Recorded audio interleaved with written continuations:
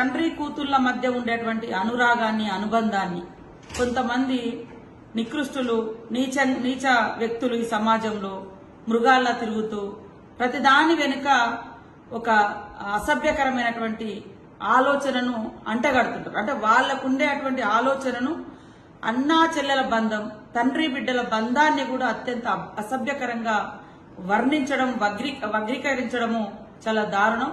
ఈ ఘటన పట్ల మన తెలంగాణ రాష్ట్ర ప్రభుత్వం చాలా సీరియస్ గా ఉంది. ఇప్పటికే కేసు నమోదు చేసినాం.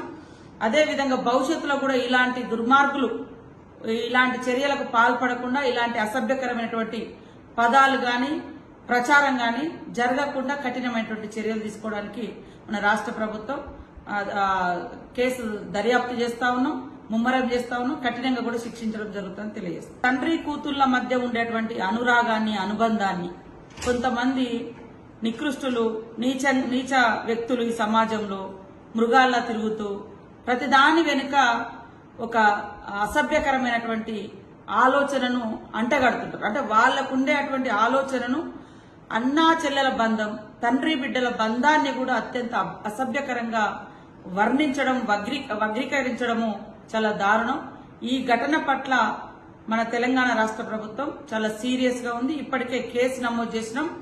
అదేవిధంగా భవిష్యత్తులో కూడా ఇలాంటి దుర్మార్గులు ఇలాంటి చర్యలకు పాల్పడకుండా, ఇలాంటి అసభ్యకరమైనటువంటి పదాలు గాని ప్రచారం గాని జరగకుండా కఠినమైనటువంటి చర్యలు తీసుకోవడానికి మన రాష్ట్ర ప్రభుత్వం కేసు దర్యాప్తు చేస్తా ఉన్నాం, ముమ్మరం చేస్తా ఉన్నాం, కఠినంగా కూడా శిక్షించడం జరుగుతుందని తెలియజేస్తాం.